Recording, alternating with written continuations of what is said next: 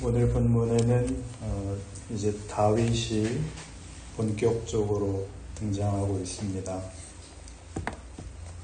예수 믿는 모든 사람들이 바라는 승리의 웅장함과 위대함과 신앙 고백의 크기로 우리의 뇌리에 다윗을 영웅이라고 못 박아 놓는 그런 출발을 가집니다. 너는 칼과 창과 단창으로 내게 나아오거니와 나는 만군의 여호와의 이름 곧 네가 모욕하는 이스라엘 군대의 하나님의 이름으로 내게 나아가노라.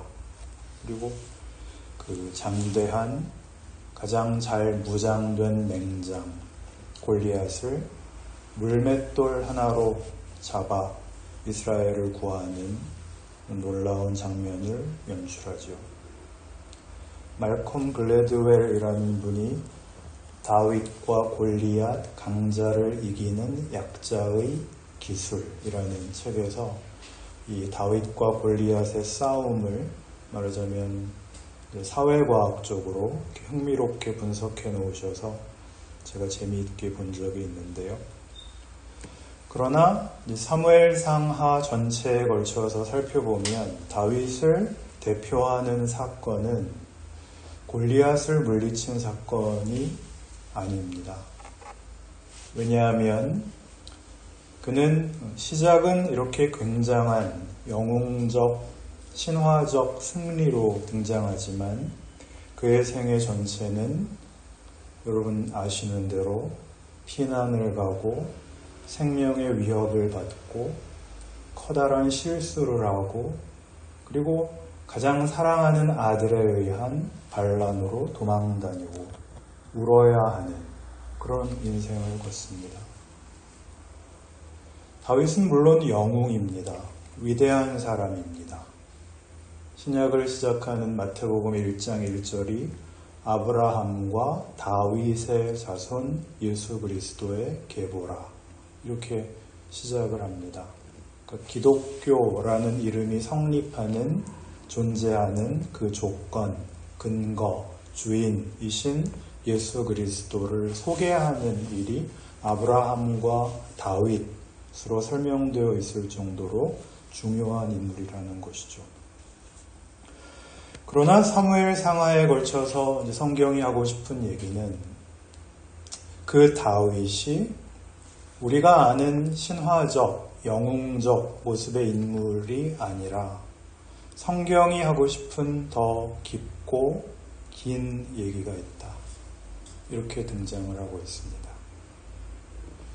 시작은 굉장했으나 뒤가 시작과 다른 그런 많은 인물들이 성경에 있는데 모세만 해도 그렇습니다.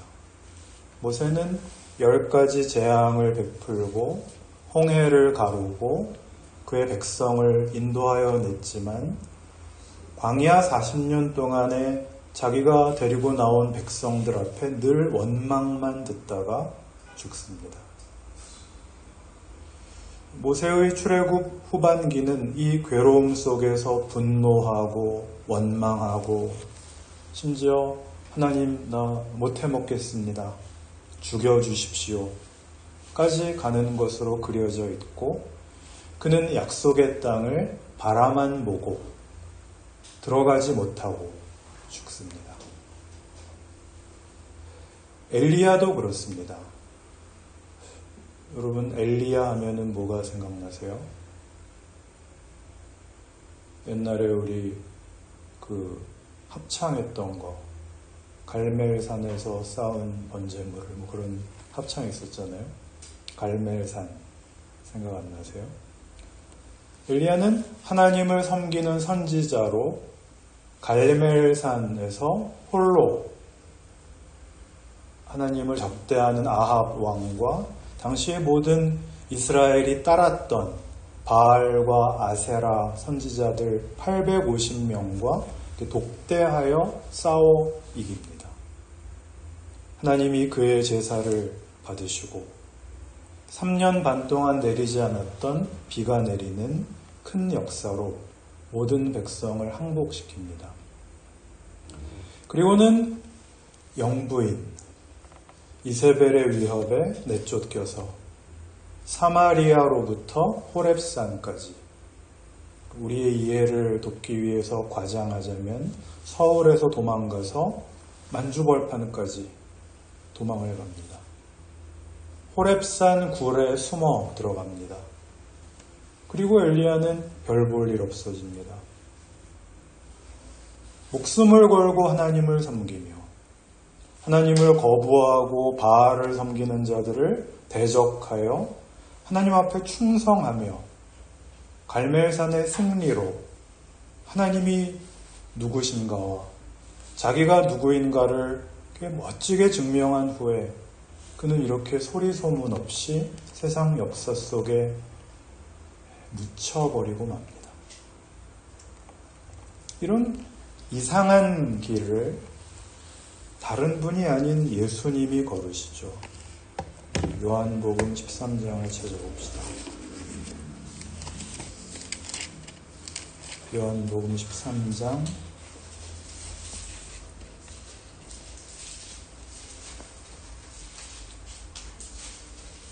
1절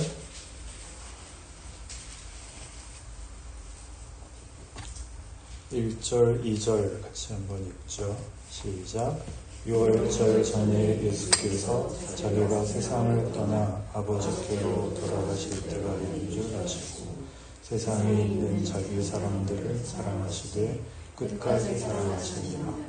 마리가 벌써 시몬의 아들 가롯 유다의 마음에 예수를 팔려는 생각을 넣었더라. 이 13장은 예수께서 잡히시던 밤에 일어난 일을 기록하고 있습니다. 유다가 예수를 팔 작정을 했습니다. 그리고 이제 좀 넘어가서 21절로 오시면 13장 21절 여기는 제가 읽겠습니다. 예수께서 이 말씀을 하시고 심령이 괴로워 증언하여 이르시되 내가 진실로 진실로 너희에게 이르노니 너희 중 하나가 나를 팔리라 하시니 제자들이 서로 보며 누구에게 대하여 말씀하시는지 의심하더라. 예수의 제자 중 하나 곧 그가 사랑하시는 자가 예수의 품에 의지하여 누웠는지라. 시몬 베드로가 머리짓을 하여 말하되 말씀하신 자가 누구인지 말하라 하니 그가 예수의 가슴에 그대로 의지하여 말하되 주여 누구니이까. 예수께서 대답하시되 내가 떡 한 조각을 적셔다 주는 자가 그니라 하시고 곧 한 조각을 적셔서 가롯 시몬의 아들 유다에게 주시니 조각을 받은 후 곧 사탄이 그 속에 들어간지라. 이에 예수께서 유다에게 이르시되 내가 하는 일을 속히 하라 하시니 이 말씀을 무슨 뜻으로 하셨는지 그 앉은 자 중에 아는 자가 없고 어떤 이들은 유다가 돈꾀를 맡았으므로 명절에 우리가 쓸 물건을 사라 하시는지 혹은 가난한 자들에게 무엇을 주라 하시는 줄로 생각하더라. 유다가 그 조각을 받고 곧 나가니 밤이러라. 그가 나간 후에 예수께서 이르시되 지금 인자가 영광을 받았고 하나님도 인자로 말미암아 영광을 받으셨도다. 만일 하나님이 그로 말미암아 영광을 받으셨으면 하나님도 자기로 말미암아 그에게 영광을 주시리니 곧 주시리라. 라는 알쏭달쏭한 말씀을 하십니다. 예수님은 동정녀에게서 나시고 그의 공생의 기간 동안 모든 이스라엘 백성들이 기대할 만한 여러 가지 기적을 이루십니다. 가나 혼인잔치로부터 시작해서 한센인을 낫게 하시고 하반신 마비 장애인을 낫게 하시고 시각 장애인을 보게 하시며 죽은 자를 일으키십니다. 바다를 잠잠케 하시며 오병이어의 기적을 이루십니다. 그래서 모두가 예수를 메시아로 기대하고 그의 예루살렘 입성을 기뻐합니다. 환영하죠. 호산나 찬송하리로다 주의 이름으로 오시는 이여 라고 외치고 예수께서도 그 호응을 받으시며 그 환영 속에 이제 예루살렘 성에 들어가십니다. 그러나 거기서 만찬을 베푸시고 제자들에게 내가 죽어야 한다 라고 얘기하십니다. 죽어야 한다. 우리가 잘 알듯이 그가 잡혀가고 법정에 서자 이스라엘 백성들은 그 자기네들이 가졌던 기대가 부서진 일로 인하여 예수께 증오심을 드러냅니다. 빌라도가 말하죠. 나는 이 사람에게서 죄를 찾을 수가 없다. 그를 죽일 이유가 없다. 이 사람을 놓아주자. 그러자 아니요. 바라바를 놓아주십시오. 그리고 그 사람은 죽이고 그 죽인 책임을 우리에게 돌리십시오. 그 피를 우리와 우리 자손에게 돌리십시오. 라는 원망을, 증오를, 비명을 자아내는 길을 예수께서 걸으십니다. 그런데 그 길을 뭐라고 얘기를 하시느냐 하면 지금 31절과 32절에서 본 바와 같이 예수께서 이르시되 지금 인자가 영광을 받았고 하나님도 인자로 말미암아 영광을 받으셨도다. 이걸 기억해야 됩니다. 이게 무슨 영광일까요? 하나님의 일하심은 왜 이런 거를 영광이라고 하시는 걸까요? 우리가 좋아하는 건 이런 것 아닌가요? 내 시작은 미약하였으나 내 나중은 심히 창대하리라.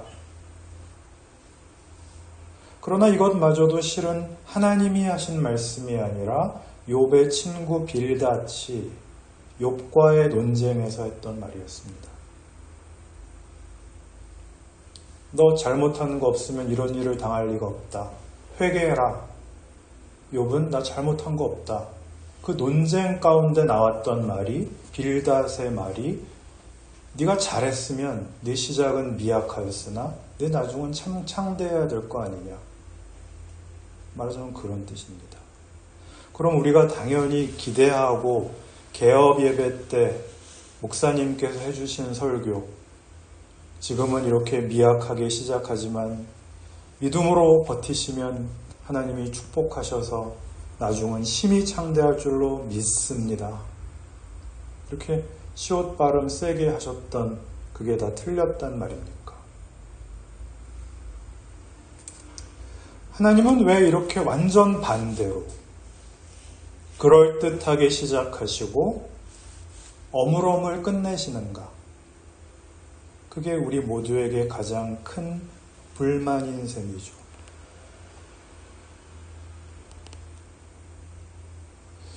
여러분은 예수 믿는 기쁨, 감격, 그런 경험이 있으신가요?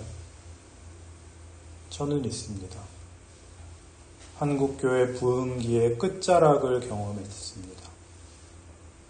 하나님을 만난 기쁨과 그 영광스러움을 우리 예전에 어디 그 집회에 가서 큰 소리로 찬송 부르고 수많은 사람들이 모여서 큰 소리로 통성으로 기도하고 그 시원함이 유지되어 있지 않습니다. 예수를 믿은 걸 부인할 수는 없습니다. 다시 이전으로 돌아갈 수도 없고 그럴 마음도 없는데 딱히 어떤 감동도 없어서 감격도 없어서 모두가 죽지 못해 살듯이 다른 방법이 없어서 믿고 있습니다. 하나님을 배신할 수만은 없어서 가끔 무슨 교회 프로그램이나 무슨 집회를 찾아가기도 하고 그래서 그 갈급함을 해소한다고 생각하지만 그러나 근본적인 해결책은 없습니다. 그 증거가 바로 주일마다 제가 보는 여러분의 얼굴이죠. 아직 예배에서 깨어나시기 전에 여러분은 못 보시고 저만 보는 비밀스러운 얼굴, 일주일 동안 녹아내린 얼굴. 그런데 말하자면 예수님께서는 그것을 영광이라고 그러신다고요. 유진 피터슨의 표현에 의하면 다윗은 영웅이 아니다. 성경은 다윗을 위대한 사람으로 그릴 목적이 없다. 하나님이 그에게서 무슨 일을 하셨는가를 보라. 그 하신 일이 뭔가 그는 죽지 못해 살았다. 이렇게 표현되어 있습니다. 다윗을 포함한 우리는 모두 먼저 하나님을 만나고 긴 여정에 걸쳐 훈련되고 성숙한다.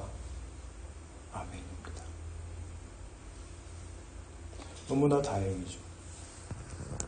그 알 수 없는 인생 여정, 이 물맷돌 하나로 골리앗을 물리친 승리를 하여 사울이 죽인 자는 천천히요 다윗이 죽인 자는 만만이니라 라는 칭송을 받고 그 다음에는 사울에게 쫓겨 울며 불며 피난길을 다녀야 됩니다.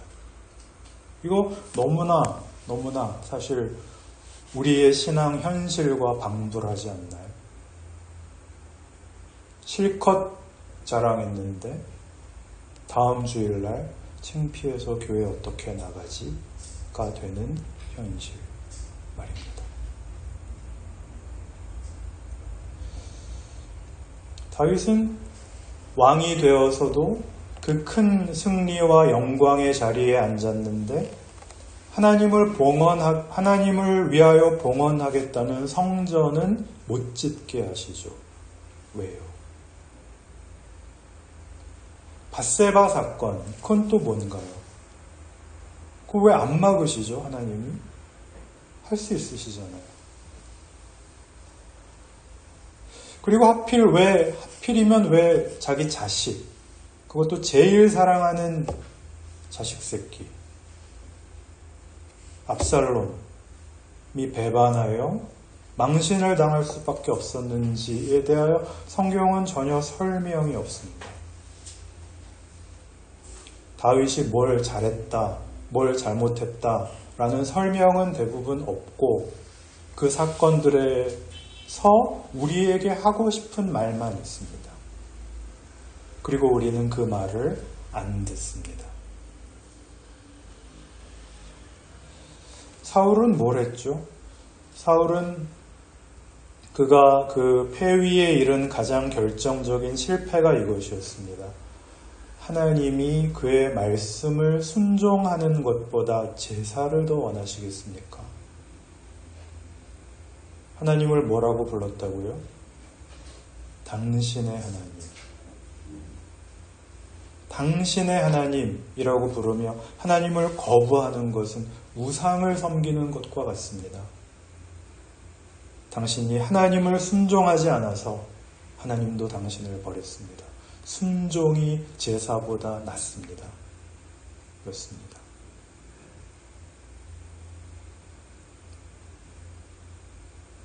다윗은 그 밧세바 사건으로 뭘 배우느냐 하면요. 하나님은 제사를 원치 않고 하나님이 원하시는 제사는 상한 심령이라를 배웁니다. 시편 51편에 나오는 다윗의 회개입니다.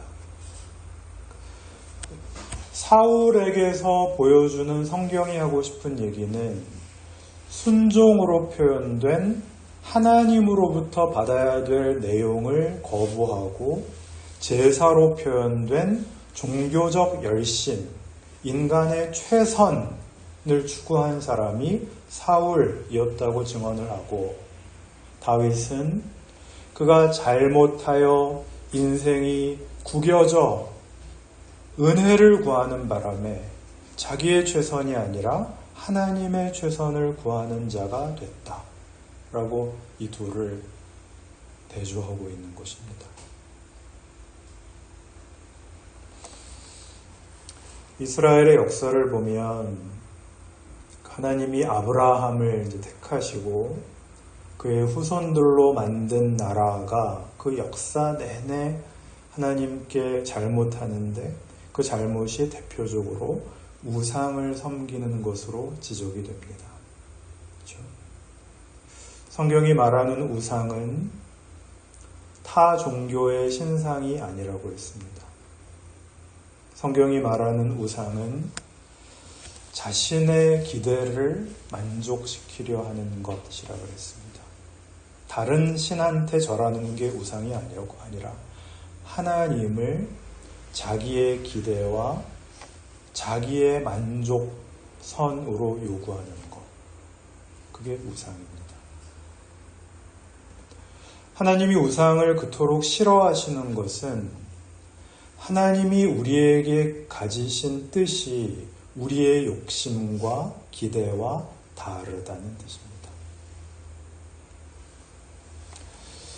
다윗의 생애를 보면 그래서 그가 당하는 모든 것으로 그는 떠밀려 하나님 앞으로 나오게 되고 하나님께 은혜를 구하게 되고 그 은혜가 결국 그를 만듭니다. 어떻게 만듭니까? 하나님의 성품에 참여하는 하나님이 목적하시는 인간의 위대함, 그 깊은 행복, 감사, 사랑, 겸손을 가진 자로 그는 인도됩니다. 다만 다윗이 뭘 잘못해서 어떤 위기에 닥치는 것이 아니고 그가 남보다 못났기 때문에 자초한 상황이 아니라 하나님이 그를 한계로 밀어서 그가 한 고백, 그가 한 선언, 그가 가졌던 신앙적 경험들이 그의 실체가 되고 이해가 되고 성품이 되고 본질이 되는 일로 그 인생을 인도받았다 라고 증언하고 서 있는 것이 다윗입니다. 왜 하나님은 이런 식으로 그의 자녀들의 인생에 성경의 표현대로 영광을 담으실까요? 우리의 한계를 깨는 겁니다. 우리가 아는 것. 형통이 행복이고 형통이 승리가 아니라고. 형통을 형통으로 만드는 것은 다만 한순간의 달콤함에 불과하다고 하나님이 우리를 꺾으십니다. 고통을 도구로 삼아 하나님만 우리에게 영광이다 라고 얘기하십니다. 이런 얘기에는 아무래도 아멘이 안 되시죠. 이 세상의 어떤 도전도, 슬픔도, 고통도, 억울함도 그리스도 예수 안에 있는 하나님의 사랑에서 우리를 끊을 수 없다. 이것도 아멘이 아니군요. 여러분, 하나님이 우리에게 요구하시는 삶이 뭐라고 생각하세요? 열심히 모이고, 예배 열심히 드리고, 찬송 크게 부르고, 성경 열심히 공부하고, 그런 거 다 좋죠. 다 좋은데 그 이전에 여러분이 당하시는 어려움들이 하나님의 지혜이고 능력이라는 것을 기억하라는 것입니다. 고린도전서 1장을 찾아보시죠. 고린도전서 1장 18절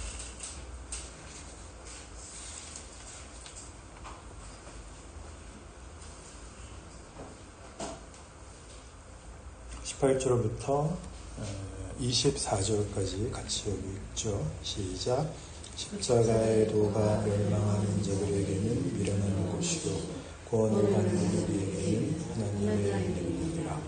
기록된 바 내가 지혜 있는 자들의 지혜를 멸하고 총명한 자들의 총명을 폐하리라 하였으니 지혜 있는 자가 어디 있느냐 선비가 어디 있느냐 이 세대의 변론가가 어디 있느냐 하나님께서 이 세상의 지혜를 밀어내게 하신 것이 아니냐 하나님의 지혜에 있어서는 이 세상이 자기 지혜로 하나님을 알지 못하므로 하나님께서 전도에 미련한 것으로 믿는 자들을 구원하시기를 기뻐하셨도다.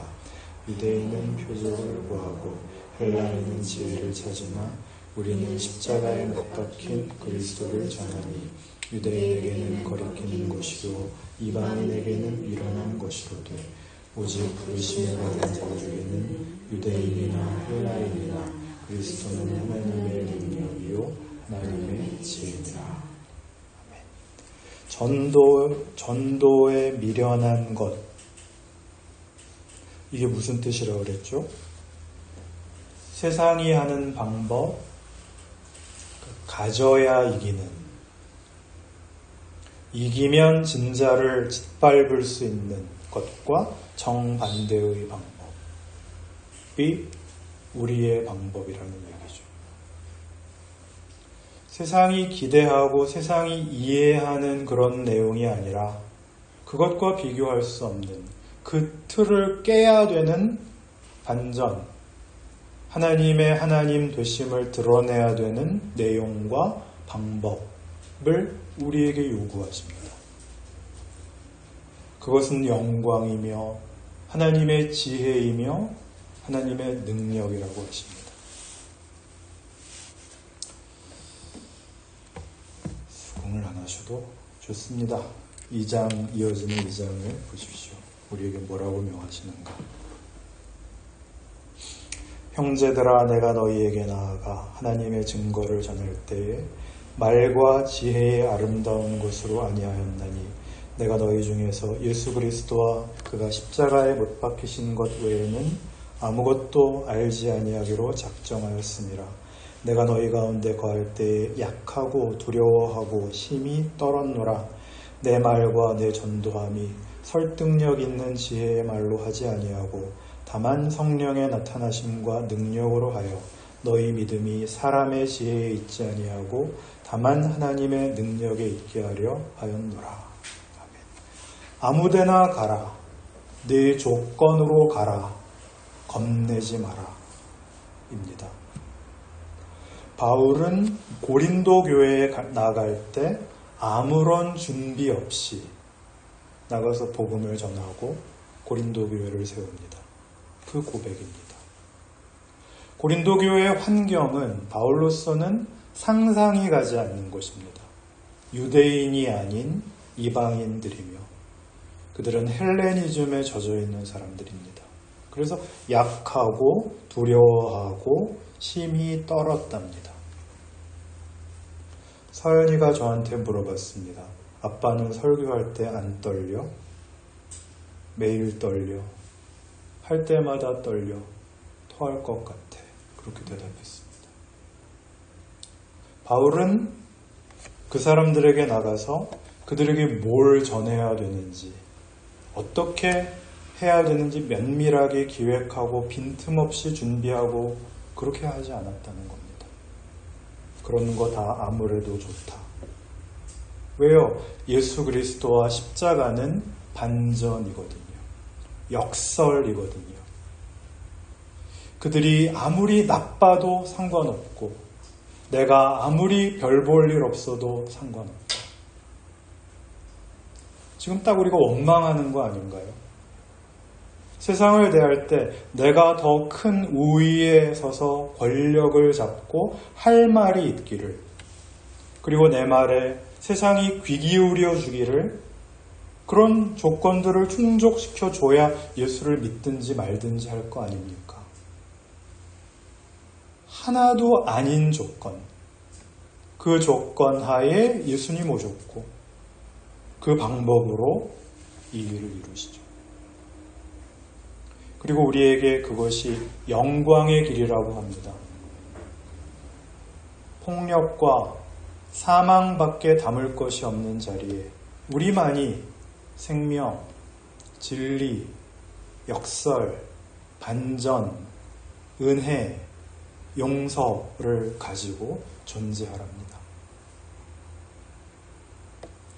사도 바울은 사도행전 9장에서 다메섹으로 살기가 등등해서 기독교인 잡아 죽이러 가다가 예수님을 만납니다. 아무런 준비도 회개의 기미도 없는 사람을 예수님이 오셔서 꺾으십니다. 그리고 자기 종으로 삼습니다. 복음의 사도로 삼습니다. 기가 막힌 역설이죠.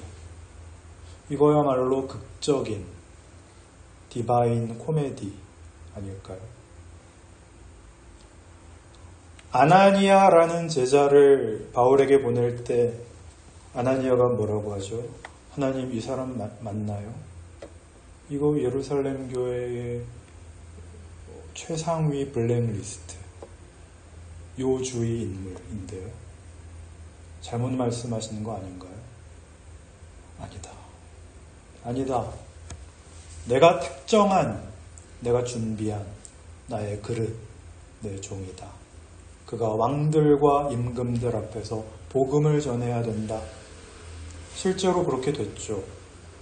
왕들과 임금들 앞에서 그가 복음을 전하는데 어떤 지위로, 어떤 신분으로 그 일을 하죠? 죄수로 하지 않습니까? 죄수로. 임금들과 왕 앞에 섭니다. 바울의 말을 듣는 임금들과 왕이 보기에는 이건 코미디죠. 누가 우위에 있다고 생각했을까요? 누가 우위에 있다고? 세상에 어떤 신자라는 이 지위가 밖에서는 왕 앞에 선 죄수의 처지라는 걸 흔쾌히 수긍하고 만족하고 이해하겠습니까? 아멘 못하죠. 지금 우리처럼 아멘 못하는 게 정상이죠.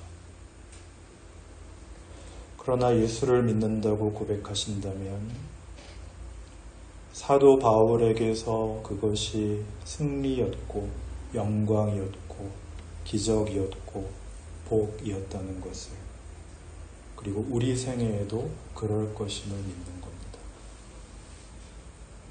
이 길을 사는 게 기독교 신앙입니다. 더 치열해야 되고 더 처절해야 되고 가슴이 막 불타오르고 울고불고 감격하는 그런 거 아닙니다. 이런 신앙상의 현실을 안다면 우리는 입을 다물게 되죠. 기가 막혀서. 지난 시간에 말씀드린 드라마 대사처럼, 얘야, 누가 내 말을 듣게 하려거든 목소리를 낮추거라.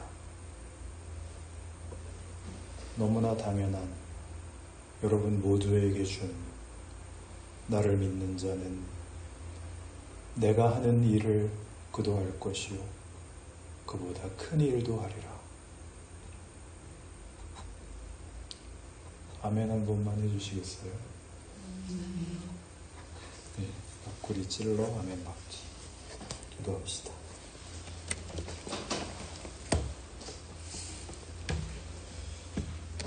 하나님 아버지, 예수를 믿는다는 고백과 우리가 처한 조건은 얼마나 놀라운 것인지요.